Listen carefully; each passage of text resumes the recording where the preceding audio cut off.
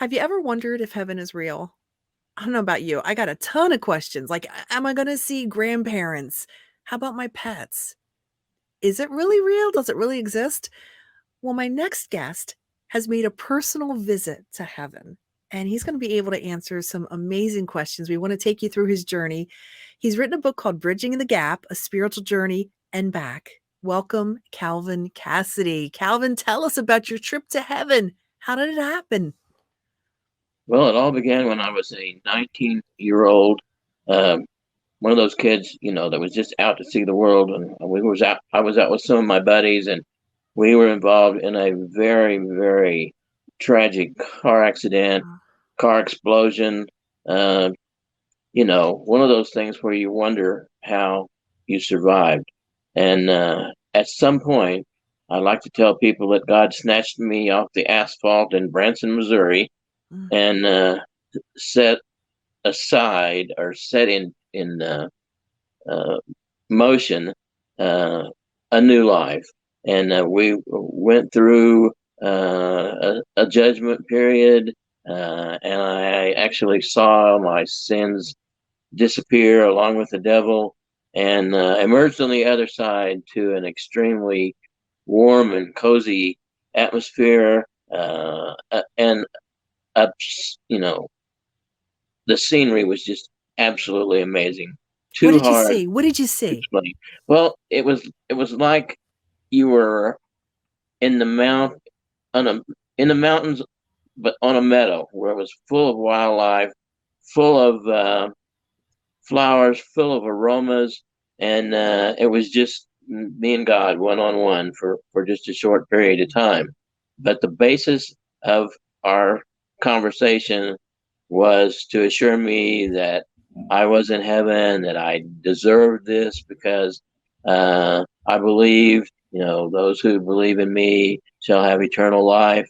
That comment came up, and and then there was a consideration. What happens? What do I do now? I can't confirm if you're going to see your friends or not because I think, I kind of tell people this was kind of like the welcome station, um, and and there was some dialogue about what might happen. And up until just recently, I always felt like I had bartered the deal, but we all know that God has his he has his mind made up, and actually this was just a conference. It wasn't a deal. And but the thing was, I was young and I was going into a career in teaching, and I just had a lot of opportunity to share this and share the fact that heaven is real.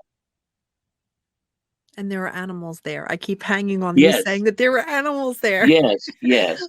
yes. Did you see any former family, maybe grandparents or anyone? This was No, just we like didn't. this was the We green room of heaven, maybe. Yes, that's a good way to Right? put it, and Is I that I right? use that. Kind of it was, and Wow.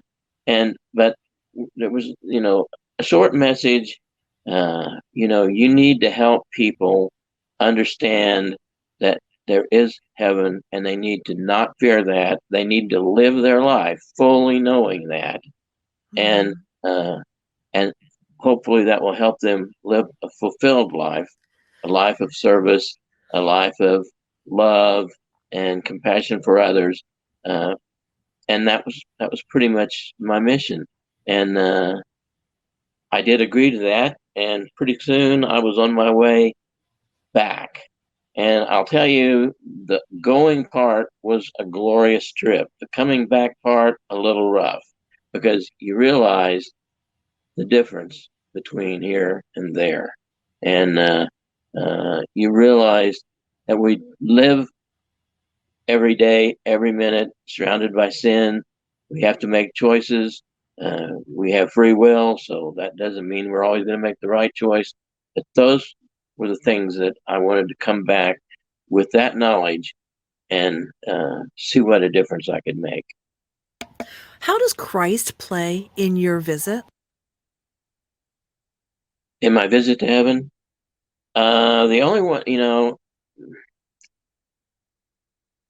God and Christ are the same.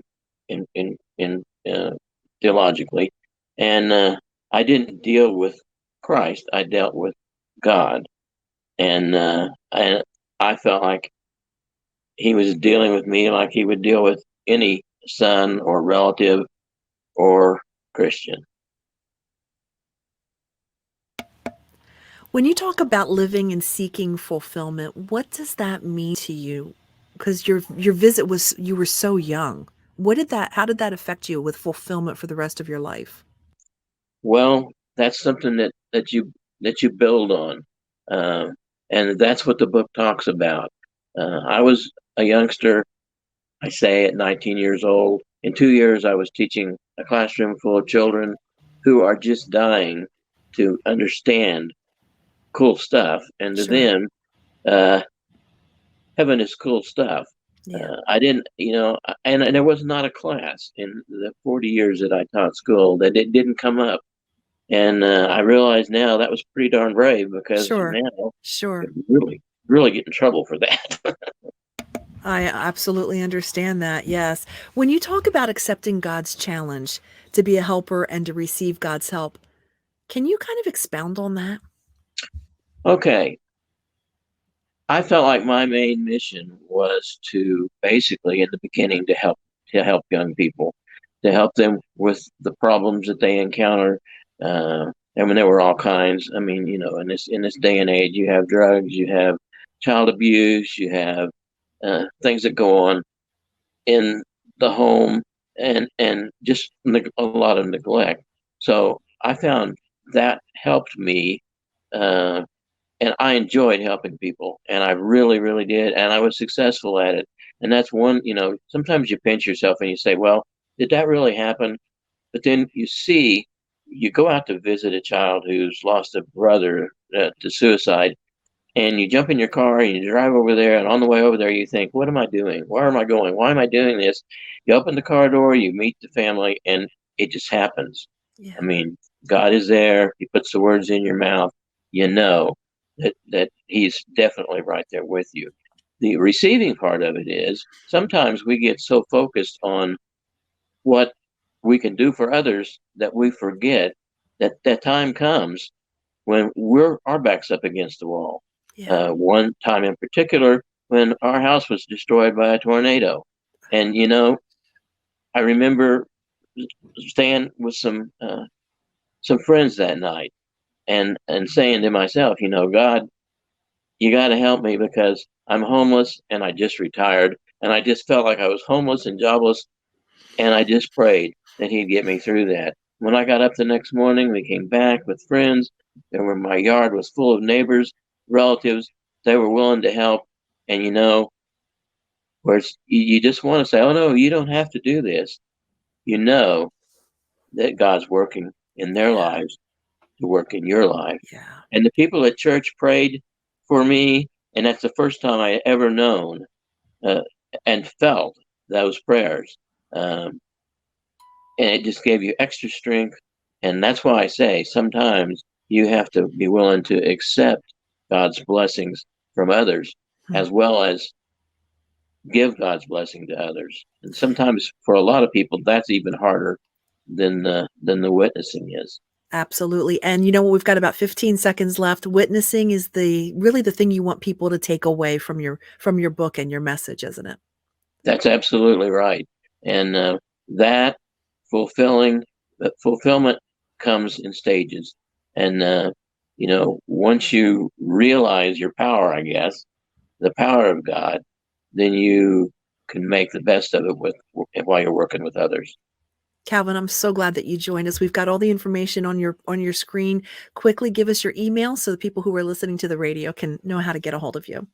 My email address is V as in Vicky, C as in cat, and then Cassady, Cassady at att.net. Calvin, thank you for joining us today. Thank you. Thank you for the opportunity.